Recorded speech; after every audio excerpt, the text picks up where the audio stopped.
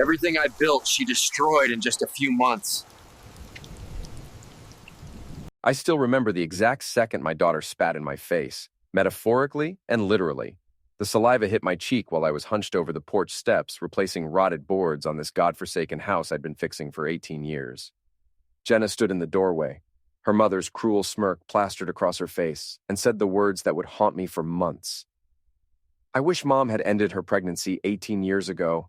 I wish I was never born, so I didn't have to be the daughter of a pathetic loser like you. The spit was real enough, a glob of teenage contempt that dripped down my face while my hammer hung suspended mid-swing. But the metaphorical part? That cut deeper than any blade. Eddie, are you even listening to me? Lena's voice drifted from the kitchen window, sharp as broken glass. I said we need to talk about Jenna's birthday party. Craig thinks we should rent the community center. Craig. Of course, he had an opinion about my daughter's birthday party. Craig Withers, the high school basketball coach who'd been sniffing around my wife like a dog in heat for the past 6 months. The same Craig who'd never made it past junior college ball, but still wore his Letterman jacket to grocery stores, like he was recruiting for the NBA. I wiped the spit from my cheek and looked at Jenna. 18 years old, standing there in designer jeans I'd paid for with calloused hands and a back that screamed every morning.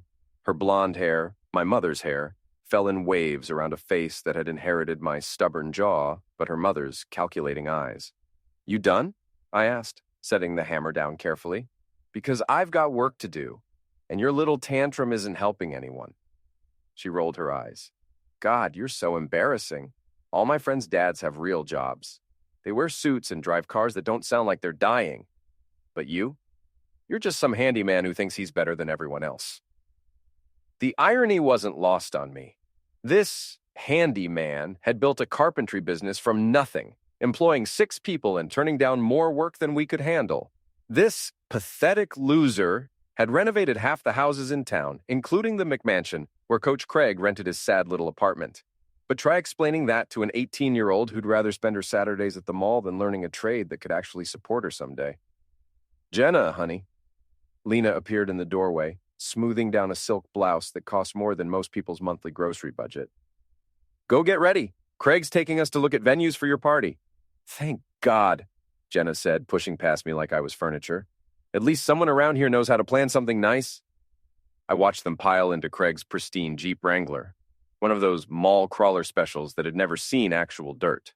Through the windshield, I caught a glimpse of Craig's wolfish grin as he backed out of my driveway. His hand rested on my wife's thigh like he owned it. Maybe he did. The house felt different after they left. Not peaceful, just hollow, like someone had sucked all the oxygen from the rooms. I walked through the kitchen, past the granite countertops I'd installed myself, past the custom cabinets I'd built by hand during long winter nights when sleep wouldn't come. Everything I'd touched, everything I'd created, and somehow it all belonged to people who couldn't wait to get away from me. My phone buzzed with a text from Sam, my right-hand guy at Barker Construction. Williamson job canceled. Said they heard bad things about our work. What's going on, boss? Bad things about our work. We'd been booked solid for 3 years running. The Williamson project was a $15,000 kitchen renovation, money we needed for payroll next week. I called Sam back. What kind of bad things? Real specific stuff, Eddie, like someone who knew our process. They mentioned that time we had to tear out drywall at the Henderson place because of the moisture issue. Said you didn't test properly before installation. A chill ran through me. The Henderson job was 2 years ago, and we'd caught the moisture problem before any damage occurred. We'd eaten the cost of materials and labor to make it right, which was why they'd recommended us to half the neighborhood afterward. Only 3 people knew the details of that job. Me, Sam, and Lena, who'd handled the client communications while I was laid up with a back injury. Boss, you still there? Yeah, I said, though my voice sounded like it was coming from underwater. Cancel my afternoon appointments. I need to make some calls. The next hour was a masterclass in watching your life's work crumble in real time. 3 more jobs canceled. 2 potential clients who'd decided to go with someone more reliable. A 1-star Google review from someone named Satisfied Customer 47, who claimed I'd left their bathroom a disaster zone of broken promises and shoddy workmanship. The review was BS, but it was detailed BS. Whoever wrote it knew enough about construction to make it sound credible. I was staring at my laptop screen, watching my business rating tank from 4.9 stars to 3.2 in the span of an afternoon when Lisa knocked on my door. Lisa Hartwell was the best finish carpenter I'd ever worked with, and one of the few people in town who'd call me on my crap when I deserved it. She was also divorced, 42, and had eyes like truth serum that could cut through lies at 50 paces. "Heard you've been having some trouble," she said, settling into the kitchen chair across from me. "Word travels fast in a small town. Faster when people want it to travel." She nodded at my laptop. "Mind if I take a look?" I spun the screen around. Lisa scrolled through the reviews, her expression darkening with each swipe. "This is coordinated," she said finally. "See how they all went live within 6 hours of each other? And the language, it's too similar. Someone's got multiple accounts or they're coaching people on what to say. Any idea who might have that kind of motivation?" Lisa gave me the look she reserved for when I was being deliberately dense. "Eddie, your wife's been telling half the women in this town that you're losing your mind. She confided to Margaret Frobisher last week that she's afraid you might hurt someone." Margaret Frobisher was the town's unofficial news network. If she knew something, everyone knew something within 48 hours. What exactly did Lena say? That you've been drinking too much, flying into rages over nothing. That she found holes punched in the garage wall. Lisa leaned forward. "I've been to your garage, Eddie. There are no holes in the wall, but now half the town thinks you're one step away from a domestic violence charge." The puzzle pieces were sliding together, forming a picture I'd been too proud or too stupid to see clearly. The canceled jobs, the whispered conversations that stopped when I walked into rooms, the way Jenna looked at me like I was some kind of monster. "She's setting me up," I said. "That would be my guess. Question is, what are you going to do about it?" Before I could answer, my phone chimed with a text from an unknown number. "Your wife wants you to know she's finally with a real man, one who knows how to satisfy her properly. A friend." I showed Lisa the message. She read it twice, her jaw tightening. "Well," she said, "now we know they're not even trying to be subtle anymore." That night, I sat in my truck outside the community center where Jenna's birthday party was supposed to happen. Through the windows, I could see Lena and Craig slow dancing to music only they could hear, while Jenna watched from a folding chair like a princess surveying her kingdom. My daughter, the little girl who used to fall asleep in my lap while I read her stories about brave knights and clever princesses, laughed at something Craig said and clapped her hands together. She looked happy, genuinely happy in a way I hadn't seen her look around me in years. Maybe that should have made me feel good. Maybe a better man would have been content to see his family thriving, even if he wasn't part of the picture. But I wasn't feeling particularly noble as I watched my wife run her fingers through another man's hair while my daughter pretended I'd never existed. The birthday party was scheduled for the following Saturday. 3 days to figure out how to salvage some shred of dignity from this mess. 3 days to decide whether I was going to roll over and let them bury me, or if I was going to remind everyone in this godforsaken town that Eddie Barker didn't go down without a fight. I drove home through streets I'd helped build, past houses I'd helped repair, thinking about the gift I'd already bought for Jenna's birthday. Not some flashy present designed to buy her love back, but something that mattered. Something that showed I'd been paying attention to who she was, not who everyone else wanted her to be. It was a card, handmade, with a photo of her at 6 years old, gap-toothed and grinning, sitting on my shoulders after we'd finished building her treehouse together.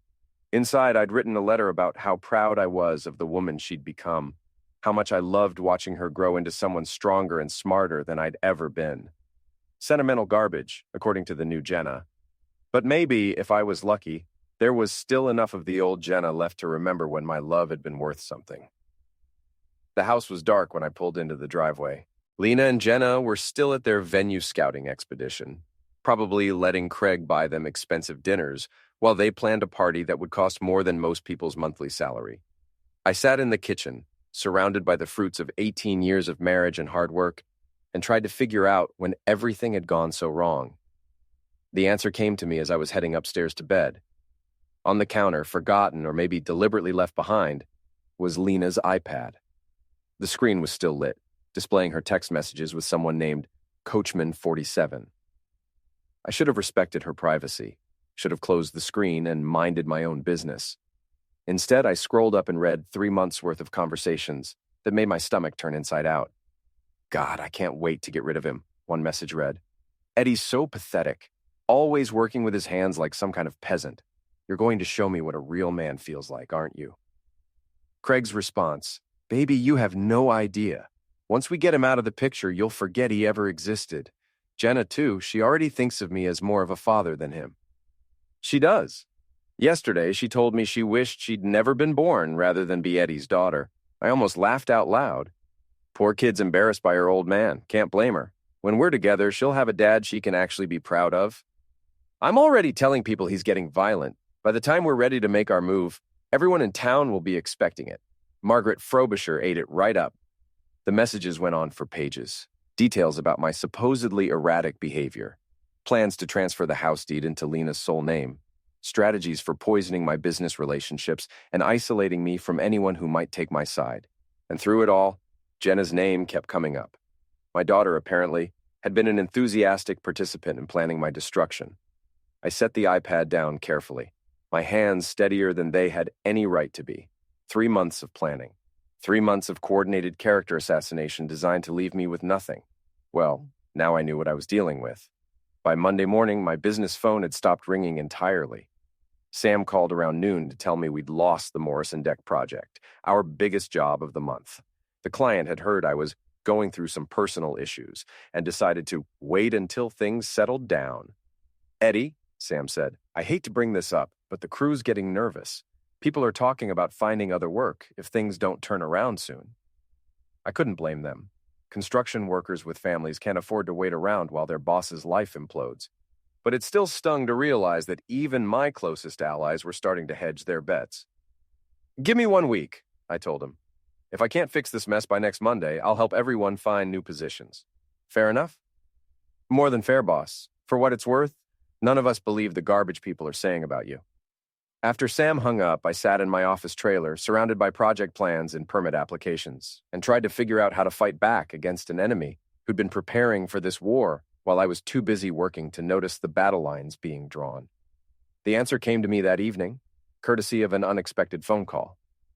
Eddie, it's Charlie, my brother Charlie, the disbarred lawyer who'd spent the last 5 years bouncing between insurance adjuster jobs and DUI arrests. Charlie, who owed me $15,000 from the last time he'd crashed and burned. Charlie, who knew more about dirty legal tricks than anyone should. What do you want, Charlie? Heard you're having some trouble with your wife. Word really did travel fast in small towns. How'd you hear about that? Because I'm staying in a motel 30 miles up the coast, and even here people are talking about poor Lena Barker and her unstable husband. You're famous, brother. Great. Just what I needed. Maybe it is what you need. I've been looking into your situation, and I think your wife's made some mistakes. Legal mistakes. I leaned forward. What kind of mistakes? The kind where she files court papers claiming mistreatment without evidence, then tries to transfer property ownership while those papers are pending. The kind where she commits perjury by swearing under oath that she's afraid for her safety while simultaneously planning parties with her boyfriend. How do you know about the court papers? Because they're public record and because she's been sloppy, really sloppy. She filed for a temporary restraining order last Friday claiming you threatened her. Did you threaten her, Eddie? I haven't even spoken to her since Saturday. That's what I figured, which means she committed perjury. And get this, she claims in the paperwork that she's not sure you're Jenna's biological father, so she wants a paternity test before any custody arrangements are finalized. The words hit me like a sledgehammer to the chest. She what? Says she had an affair 18 years ago and there's reasonable doubt about paternity. Apparently she thinks that'll help her case somehow. I closed my eyes, remembering Jenna's cruel words from the weekend. I wish I was never born, so I didn't have to be the daughter of a pathetic loser like you. Maybe she'd been telling the truth in ways I hadn't understood. Charlie, I said slowly, how quickly can we get that paternity test ordered? If you want to push for expedited processing, 2 weeks, maybe 3. Why? Because Jenna's 18th birthday party is this Saturday. And I think it's time everyone in town heard the truth about our happy little family. The plan that formed over the next few days was simpler than I'd expected. No elaborate schemes, no midnight break-ins or hacking attempts, just the systematic collection of evidence that had been sitting in plain sight all along. Lisa helped me document the coordinated attack on my business.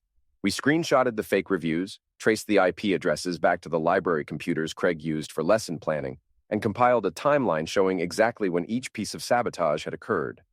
Charlie worked his legal magic, expediting the paternity test through channels I didn't want to know about. The results would arrive Friday morning, perfect timing for Saturday's birthday celebration. But the real breakthrough came on Wednesday, when I remembered something that had been bothering me for weeks. Lena had been showing houses at odd hours lately, scheduling private viewings for clients who only seemed to meet her after dark. As a realtor, she had access to lockboxes and vacant properties throughout the town. As an adulterer, she needed places to meet her boyfriend without being seen. It didn't take a detective to put those pieces together. Thursday evening, I followed Lena's BMW to the old Henderson place, the same house where we'd supposedly done such terrible work according to the fake online reviews. The property had been on the market for 6 months, empty and isolated, perfect for clandestine meetings. I parked 3 blocks away and walked back through the woods, my phone recording everything as I approached the house. Through the kitchen window, I could see Craig pressed against my wife, his hands roaming over her body while she moaned his name loud enough to wake the dead. "Oh God, Craig, you're so much better than him. Eddie never made me feel like this." "That's because he's not a real man, baby. Once we get rid of him completely, you'll never have to fake it again." Jenna's so excited about the party. She keeps talking about how glad she'll be when you're officially her stepfather. Kids got good instincts. She knows quality when she sees it. I had 40 minutes of audio by the time they finished. 40 minutes of detailed discussions about their plans for my destruction, their shared contempt for me, and their confidence that no one would believe my word against theirs. But the real gold came at the end, as they were getting dressed. "I still can't believe you convinced the judge to order a paternity test," Craig said. "That was brilliant." "It was your idea," Lena replied.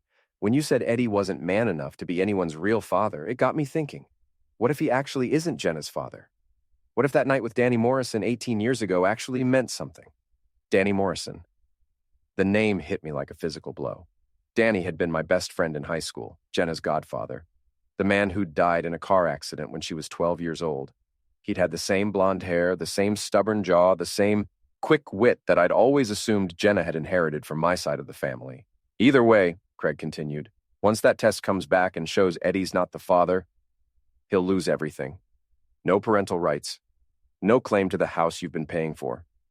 No reason for anyone in town to care what happens to him. And Jenna will finally have the father she deserves."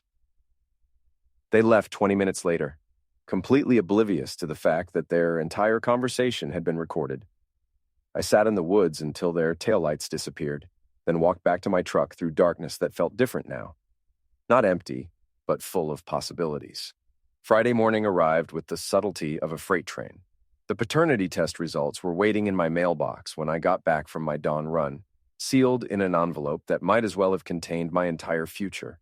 I sat in my truck for 10 minutes before opening it, watching the sun rise over a town that had already written my obituary.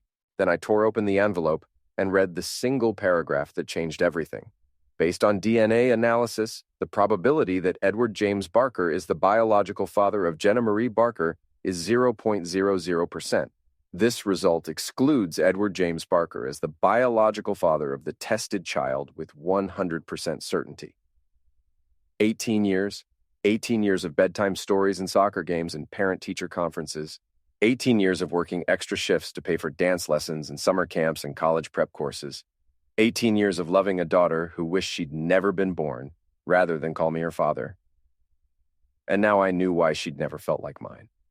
I called Charlie from the parking lot of the bank where I'd opened a new account the day before. One with only my name on it, funded by the emergency cash I'd been keeping in the safe at my office. "Results are in," I said. "And she's not mine." Charlie was quiet for a long moment. "I'm sorry, Eddie. I know this isn't what you were hoping to hear." "Actually," I said, surprised by how calm my voice sounded, "I think it might be exactly what I needed to hear." Saturday arrived with the kind of perfect weather that makes coastal New England tourists spend their life savings on vacation homes they'll visit twice a year. Clear skies, gentle breeze off the water, temperature hovering in the mid-70s. Perfect weather for a birthday party, perfect weather for a family celebration, perfect weather for telling the entire town exactly what I thought of their gossip and their assumptions and their precious golden couple. The community center was already bustling when I arrived at 3 o'clock, an hour before the party was scheduled to start. I could see Lena directing volunteers like a general, marshaling her troops, while Craig held court near the basketball hoop, telling stories about his glory days to anyone who'd listen. Jenna sat at the head table in a white dress that made her look like the princess she'd always believed she was. Beautiful, radiant, and completely unaware that her world was about to shift on its axis. I walked through the crowd, nodding at neighbors who'd been whispering about me for months, shaking hands with men who'd canceled their construction contracts based on lies they'd chosen to believe. Everyone was very polite, very civil, very careful not to mention the elephant in the room. Margaret Frobisher cornered me near the punch bowl, her eyes bright with the kind of anticipation that comes from knowing you're about to witness drama firsthand. "Eddie, dear, how brave of you to come. We weren't sure you'd feel comfortable being here. Wouldn't miss it for the world, Margaret. It's not every day your daughter turns 18. Yes, well," she glanced around conspiratorially. "We've all heard about your difficulties lately. Such a shame when families go through these rough patches." "You're absolutely right," I agreed. "But I have a feeling things are about to get much clearer for everyone." At 4 o'clock sharp, Lena tapped her champagne glass with a fork and called for everyone's attention. The crowd gathered around the head table where Jenna sat beaming, Craig standing protectively behind her chair like he'd been part of the family forever. "Thank you all for being here to celebrate our daughter's 18th birthday," Lena began, and I noticed she said, "our daughter, not my daughter." Jenna means the world to us, and we're so grateful to have such wonderful friends and neighbors to share this special day. Applause rippled through the crowd. Jenna stood up and hugged her mother, then turned to hug Craig. The gesture was natural, comfortable, like they'd been practicing for months. "I have a few people to thank," Jenna said, her voice carrying clearly through the room. "First, my mom, who's always been my best friend and biggest supporter. Thank you for showing me what it means to be a strong woman." More applause. Lena wiped away a tear. "And Craig," Jenna continued, "thank you for being the father figure I've always needed. You've shown me what a real man looks like, and I'm so grateful to have you in my life." The crowd murmured approvingly. A few people glanced in my direction to see how I was taking the public rejection, but I kept my expression neutral. "Finally," Jenna said, and her voice got harder, "I want to address the elephant in the room. Some of you know that my biological father has been struggling lately, making threats, causing problems for our family and his business associates. It's been really difficult to watch someone you once cared about self-destruct like that." Now everyone was looking at me. I could feel the weight of their judgment, their pity, their confirmation that everything they'd heard must be true if even my own daughter was saying it publicly. But I want everyone to know that we're going to be fine. "Craig has asked my mom to marry him, and she said yes." The crowd erupted in surprised applause. Lena held up her left hand to show off a diamond ring that definitely hadn't been there an hour ago. Craig beamed and pulled her into a kiss that lasted just long enough to make everyone uncomfortable. "So this party isn't just about my birthday," Jenna continued. "It's about celebrating our new family and our new beginning." That was my cue. I stepped forward, pulling the DNA test results from my jacket pocket. "Before we celebrate too much, I have a birthday present for Jenna." The room went silent. All eyes turned toward me as I walked to the head table, my footsteps echoing off the hardwood floor. "Eddie," Lena said sharply, "this isn't the time or place for whatever you're planning. Actually, I think this is the perfect time and place." I looked directly at Jenna, who was staring at me with a mixture of fear and disgust. "You made a wish last weekend, sweetheart. You said you wished you'd never been born so you wouldn't have to be the daughter of a pathetic loser like me. Dad, don't—" "I'm not your dad." I held up the envelope. "This is a DNA test, ordered by the court because your mother claimed in legal documents that she wasn't sure I was your biological father. Turns out she was right to have doubts." I ripped open the envelope and pulled out the results. "According to this official laboratory analysis, there is 0% chance that I am your biological father. 0%, Jenna, which means your wish came true." The silence in the room was deafening. I could hear my heartbeat, could hear Margaret Frobisher's sharp intake of breath, could hear Craig muttering, "What the heck?"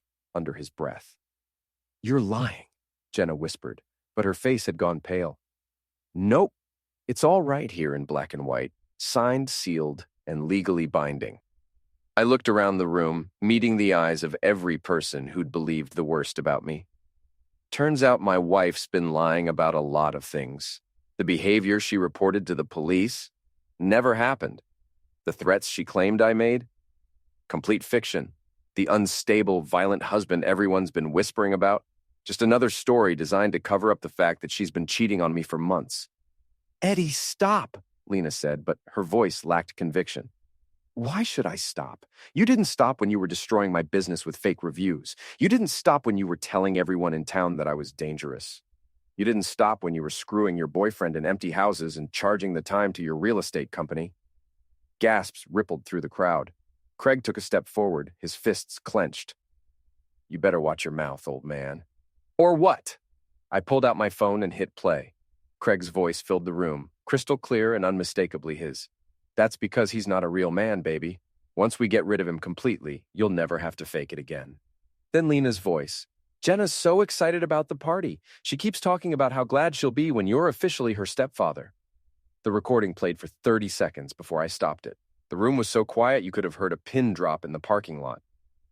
I've got 40 minutes of this, I said conversationally. Very detailed discussions about how pathetic I am, how easy it was to convince everyone in town that I was unstable, how brilliant they were to destroy my business and my reputation. Oh, and confirmation that Jenna's real father was Danny Morrison, who died before he could know he had a daughter. Jenna's legs gave out. She collapsed back into her chair, staring at me with eyes that had gone completely hollow. Danny Morrison was your biological father, I continued, my voice gentler now. He was my best friend, your godfather, and a better man than I'll ever be. If you want to know where your intelligence and your wit and your strength came from, look at pictures of him. You're his daughter through and through. You're destroying her birthday, someone called from the back of the room. No, I replied. I'm giving her the truth for her 18th birthday.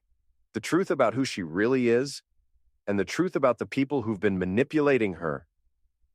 I turned back to Jenna, who was crying now, tears streaming down her face as she stared at the DNA results. You wished you were never my daughter, I said quietly. Well, congratulations. You never were. But here's the thing about wishes, sweetheart. Be careful what you ask for. I looked around the room one more time, taking in the shocked faces, the whispered conversations starting up, the way people were already pulling out their phones to spread this new gossip as fast as the old gossip had traveled. Oh, and one more thing, I said, pulling a second envelope from my pocket. Since Jenna's not my biological daughter, she's not entitled to any inheritance from me. This house you've all been assuming would belong to her someday? It's going to my nephew Tommy instead, Danny Morrison's sister's boy. Seemed appropriate, since Danny can't inherit it himself. Lena found her voice. You can't do that. We've been married 18 years. I have rights. You had rights, I corrected, until you committed perjury in court documents and tried to defraud me out of property I owned before we met. Charlie, my brother the lawyer, has been very thorough in documenting your mistakes. I headed toward the door, then stopped and turned back one final time. Jenna, if you ever want to know about your real father, give me a call.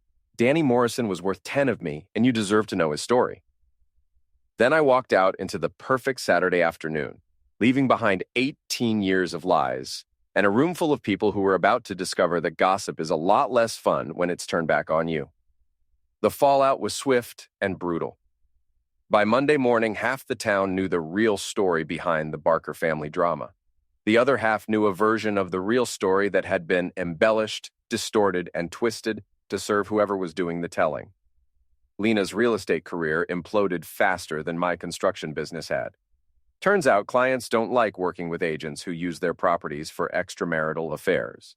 The state licensing board opened an ethics investigation after someone, I suspected Margaret Frobisher, sent them copies of the recordings where Lena discussed billing personal time to her company.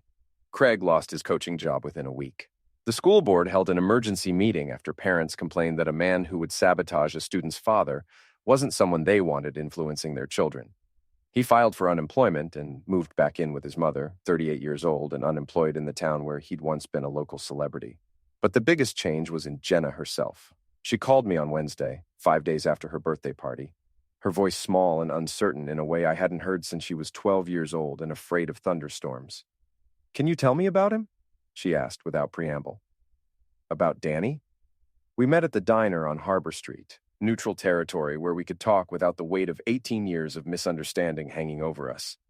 She looked exhausted, older somehow, like she'd aged months in the space of a few days. He was funny, I said, showing her pictures on my phone. Wickedly smart, great with kids, terrible at basketball despite being 6'4". He could fix anything with an engine, but couldn't change a light bulb without electrocuting himself. She studied the photos hungrily, searching for pieces of herself in his face. Did he know about me? No. Your mother never told him she was pregnant. He died in that car accident when you were 12, remember? You cried for days because Uncle Danny wouldn't be at your birthday party anymore. I remember. Her voice was barely a whisper. I always wondered why losing him hurt so much. It felt like losing family. Because you were losing family. He was your father, and some part of you must have known it. We talked for 2 hours. I told her stories about Danny's kindness, his integrity, his unwavering loyalty to the people he loved. I showed her videos of him teaching her to ride a bicycle, reading her bedtime stories, making her laugh until she hiccuped. He would have been so proud of you, I said as we were getting ready to leave. Not because of your grades or your achievements, but because of your heart. You got that from him, that capacity to love deeply, even when it hurts. What about Mom and Craig? She asked. What about them? Are you going to forgive them? I considered the question carefully. Forgiveness isn't about them, Jenna. It's about me choosing not to carry their poison around anymore. But forgiveness doesn't mean forgetting, and it doesn't mean letting people avoid the consequences of their choices. She nodded, understanding more than I'd expected. I said terrible things to you. I was so cruel. You were 18 and being lied to by people you trusted. That's not your fault. But I should have known better. I should have seen what they were doing. Maybe. But you were just a kid trying to navigate an impossible situation. The adults in your life failed you, and I'm sorry my part in that failure caused you pain. We stood up to leave, and for a moment I thought she might hug me. Instead, she touched my arm gently, a gesture that somehow meant more than any embrace. Thank you, she said, for telling me the truth, even when it hurt. That's what family does for each other, and despite what the DNA test says, you'll always be family to me if you want to be. She smiled then, the first genuine smile I'd seen from her in years. I'd like that. The weeks that followed were a strange mix of vindication and emptiness. My business calls started coming back as word spread about what had really happened. Sam hired back 2 of the guys who jumped ship, and we landed 3 new contracts from clients who felt guilty about believing the lies. But the house felt different now, empty in ways that had nothing to do with Lena and Jenna being gone. I found myself eating dinner in the kitchen I'd built, surrounded by 18 years of memories that belonged to someone else's life. Charlie stayed in town longer than either of us had expected, helping me navigate the legal aftermath of my marriage's spectacular collapse. The divorce papers were filed within a month, citing abandonment and fraud. Lena's lawyer tried to argue for spousal support, but it's hard to claim financial dependency when you've been secretly sabotaging your husband's income. She's asking for half the house, Charlie told me over coffee one Thursday morning. Claims she contributed to its value through 18 years of marriage. And what did you tell her lawyer? That she can have half the house the day she pays back half the mortgage payments, half the renovation costs, and half the property taxes. Funny how quickly they dropped that demand. The real surprise came in October, 2 months after Jenna's birthday party. I was replacing the kitchen faucet, the one Lena had been complaining about for months but I'd never found time to fix, when someone knocked on my door. It was Tom Morrison, Danny's nephew, standing on my porch with a nervous smile in his mother's eyes. Mr. Barker? I'm Tom Morrison. I think you knew my uncle. Tom was 22, fresh out of college with a degree in environmental engineering and Danny's easy confidence. We talked for an hour about his uncle, about the strange inheritance he'd never expected, about his plans to use the house as a base while he worked on coastal restoration projects. The thing is, he said as we stood in the living room I'd spent years perfecting, this doesn't feel right. This house belongs to you. You built it. You made it home. I can't just take that away from someone. It's not about taking anything away, I told him. It's about making sure good things go to good people. Your uncle would have wanted that. Then let me buy it from you. Fair market value, proper sale. That way you get the money to start over wherever you want, and I get a house with history that means something. We shook hands on the deal that afternoon. By Christmas, I'd moved into a smaller place by the harbor, close enough to town to keep my business running, but far enough away to start fresh. Jenna visited twice that fall. The first time was awkward, both of us trying to figure out how to relate to each other without the framework of father and daughter. The second time was easier. We talked about Danny, about her plans for college, about the ways people can love each other even when genetics say they're strangers. I keep thinking about what you said, she told me during that second visit, about forgiveness being a choice not to carry poison around. What about it? I think I'm ready to stop being angry. At you, at Mom, at the whole situation. It's exhausting being mad all the time. Anger's useful sometimes, I said. It tells you when something's wrong, gives you energy to fight back. But you're right. Carrying it around forever just makes you heavy. She was quiet for a moment, watching boats come and go in the harbor below my new apartment. Do you think Mom will ever understand what she did wrong? I think your mother will spend the rest of her life convinced she was the victim in all this. Some people can't face the truth about themselves, so they keep rewriting history until they're the hero of their own story. And Craig? Craig's a coward who thought he could steal another man's life without paying any price for it. He's learning otherwise. The final confrontation came in December, 3 days before Christmas. I was leaving the hardware store when Craig cornered me in the parking lot, looking like he'd aged 5 years and 5 months. His hair was longer, unkempt, and he'd put on weight in all the wrong places. This is all your fault, he said without preamble. Everything that's happened. You destroyed my life. I told the truth. You destroyed your own life. You recorded us without permission. That's illegal. Actually, it's not. Massachusetts is a one-party consent state, and I was recording on private property where you had no expectation of privacy. But thanks for confirming that you knew what you were doing was wrong. His face flushed red. You think you're so smart, don't you? You think you won. I think I survived. I think I found out who I really am when everything else got stripped away. I think I learned the difference between being respected and being feared, between being loved and being tolerated. Lena never loved you, she told me. Lena told you a lot of things. She told you I was controlling. She told you I was incompetent. She told you no one would believe me over the two of you. How'd that work out? Craig stepped closer, his hands clenched into fists. For a moment, I thought he might actually take a swing at me. Instead, he deflated like a punctured balloon. I lost everything, he said quietly. My job, my reputation, my future. All because I fell in love with the wrong woman. No, I corrected. You lost everything because you decided to destroy another man's life for your own convenience. Love doesn't make you sabotage someone's business. Love doesn't make you lie to police officers. Love doesn't make you manipulate a teenage girl into hating her father. She hated you anyway.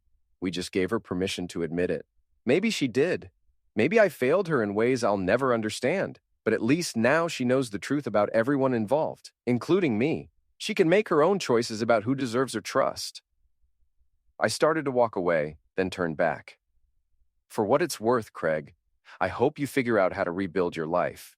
But if you ever come near me or my property again, if you ever contact Jenna or try to interfere with my business, I'll make sure everyone in this town remembers exactly what kind of man you really are. We clear, he nodded, looking smaller than I'd ever seen him. I drove home through the decorated streets of a town that would never quite forget the scandal of Eddie Barker's 18th birthday revenge, thinking about second chances and fresh starts and the strange ways life teaches you what really matters. The new apartment was small, but mine. Clean lines, simple furniture, a view of the water that changed with every tide. No memories attached to the walls, no ghosts in the corners, no weight of other people's expectations pressing down on my shoulders. I made dinner, nothing fancy, just pasta and a salad, and sat by the window watching snow fall on the harbor. Somewhere across town, Lena was probably explaining to her friends why the divorce was all my fault. Somewhere else, Jenna was packing for her spring semester at college, carrying Danny Morrison's courage and intelligence into a future that belonged entirely to her. And here I was, 57 years old and starting over, finally understanding what my grandfather had meant when he told me that a man's worth isn't measured by what people say about him, but by what he does when no one's watching. My phone buzzed with a text from Tom Morrison. Closed on the house today. Thanks for everything. Uncle Danny would have been proud of how you handled this. I smiled and typed back, "Take care of the place.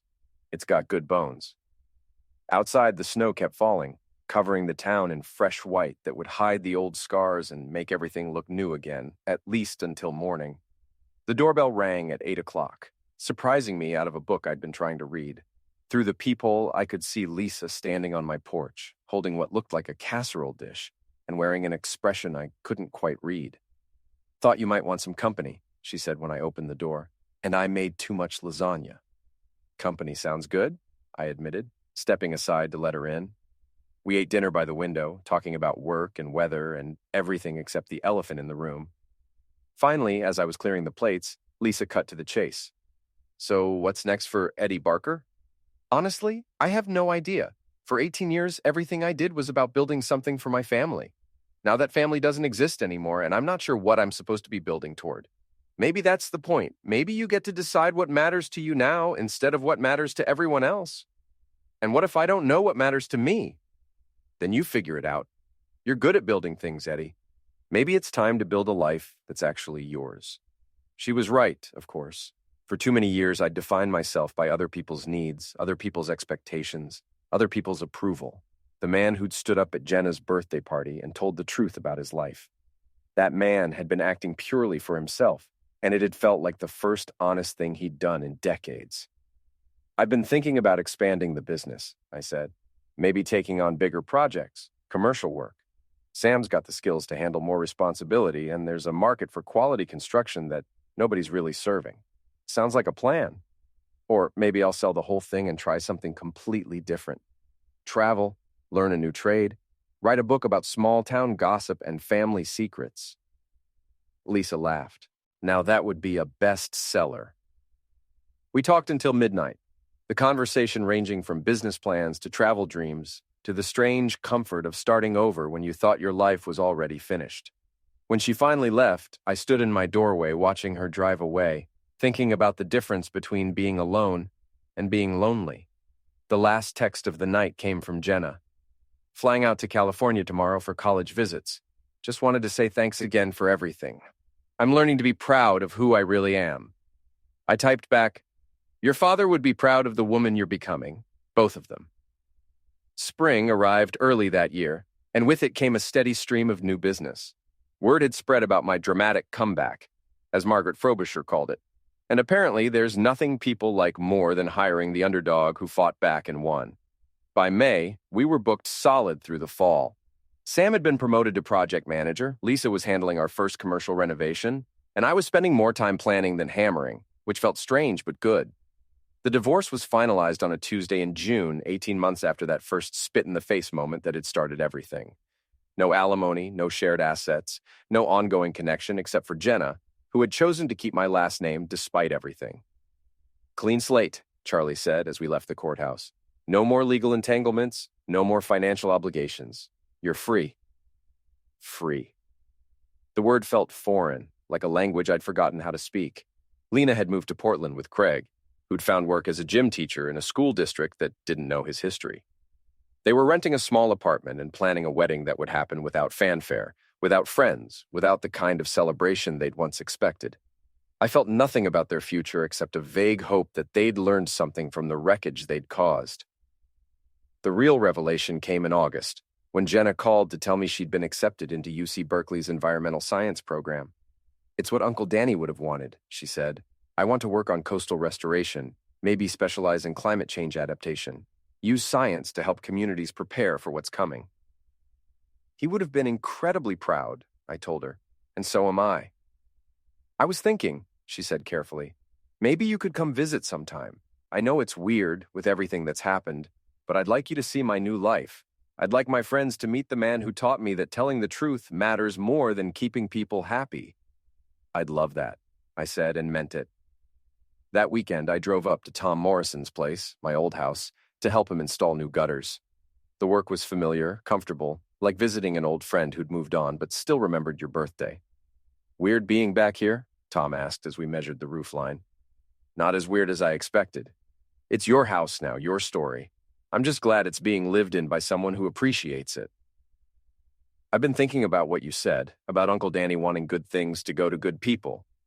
I want to do something that would make him proud. Like what? I'm thinking about starting a foundation, using coastal restoration to teach kids about environmental science, maybe offering scholarships for students who want to study marine biology or engineering. Call it the Danny Morrison Foundation. I stopped measuring and looked at him. Tom, that's exactly what he would have wanted. He loved teaching kids, loved the ocean, loved the idea that science could make the world better. Would you consider being on the board? I know it's a lot to ask, but you knew him better than almost anyone, and you understand how to build things that last. I'd be honored. As we worked that afternoon, installing gutters that would protect the house through whatever storms were coming, I thought about the strange ways life circles back on itself. 18 months ago, I'd been a man whose identity was entirely wrapped up in other people's needs. Now I was someone who'd learned to value truth over comfort, dignity over approval, authentic connection over convenient lies. The house looked good under Tom's care. He'd painted the shutters, planted a garden where Lena's rose bushes used to be, installed solar panels that Danny would have loved for their practical efficiency. It was becoming his place, his sanctuary, his foundation for whatever came next. Just like my harbor apartment was becoming mine. That evening, I sat on my deck watching the sunset paint the water in shades of gold and orange, thinking about birthday wishes and their unexpected consequences. Jenna had wished she was never my daughter, and in the most literal sense, her wish had come true. But in every way that mattered, love, loyalty, respect, shared history, she was more my daughter now than she'd ever been when biology said she had to be. Sometimes, the best gifts come wrapped in the worst packaging. My phone rang just as the sun disappeared behind the horizon. Lisa's name appeared on the screen. "What are you doing for dinner tomorrow?" she asked without preamble. "Nothing special." "Why?" "Because I'm cooking, and I hate eating alone. Also because I have news about the Morrison Foundation project. Tom called me this afternoon." "Good news or bad news?" "Good news, great news, actually, but it can wait until tomorrow. Bring wine. Any particular kind?" "The kind that goes with new beginnings." I hung up smiling, already looking forward to whatever tomorrow would bring. For the first time in years, maybe decades, the future felt like an open door instead of a predetermined path. Somewhere across the country, Jenna was preparing for her senior year of high school, getting ready to become the woman Danny Morrison's daughter was always meant to be. Somewhere in Portland, Lena and Craig were building a life on the ashes of the one they'd destroyed, learning that stolen happiness never lasts as long as you expect. And here I was, 57 years old and finally growing up, discovering that revenge isn't about destroying your enemies. It's about refusing to let them destroy you.